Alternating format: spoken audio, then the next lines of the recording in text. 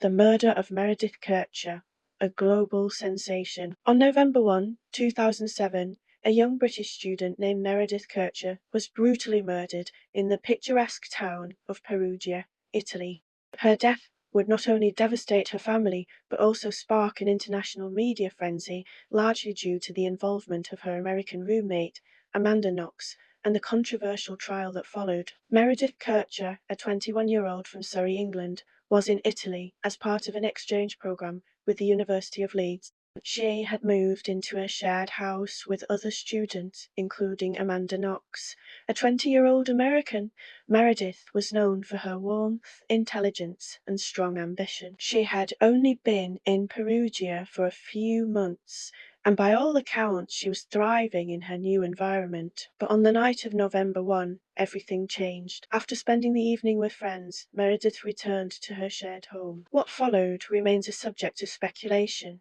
But the next morning, her lifeless body was discovered in her bedroom, partially covered with a blanket. She had been stabbed multiple times. When the police arrived at the scene, suspicion quickly fell on Amanda Knox, Meredith's roommate, and her Italian boyfriend, Raffaele Celestito. Knox had called the police after supposedly discovering signs of a break-in, but from the start there were doubts about her version of events. Knox's behaviour raised eyebrows.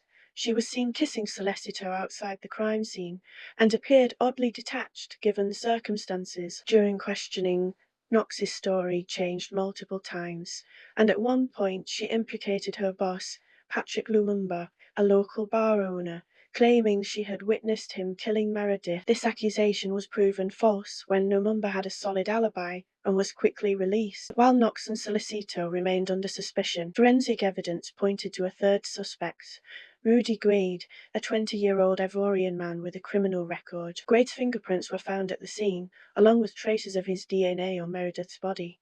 He fled Italy shortly after the murder, but was arrested in Germany weeks later.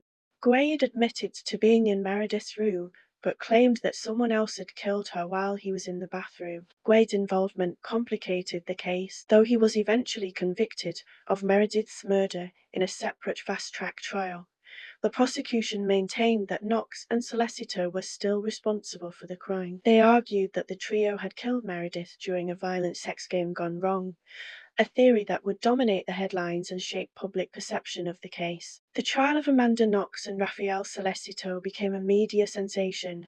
Knox, in particular, was scrutinized by both the Italian and international press. Dubbed Foxy Knoxy, she was portrayed as everything from a femme fatale. Knox, dubbed Foxy Knoxy by the press, became the focal point of sensationalist reporting. Her relationship with Celestito, her inconsistent statements, and her behaviour were all placed under the microscope. The prosecution, led by Giuliano Mignini, built a case around the idea of a violent, sexually charged altercation involving Knox, Celestito, and Rudy Guade. The defence argued that Knox and Celestito were innocent, pointing out the lack of forensic evidence linking them to the crime scene. Still, in December 2009, after a long and dramatic trial, both Knox and Celestito were convicted of Meredith's murder.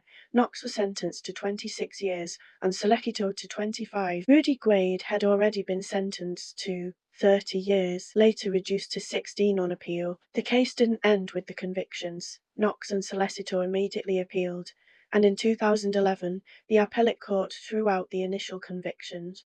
The court ruled that there were glaring issues with the forensic evidence, particularly the DNA on a knife that was allegedly the murder weapon and on Meredith's bra clasp, both of which were deemed contaminated.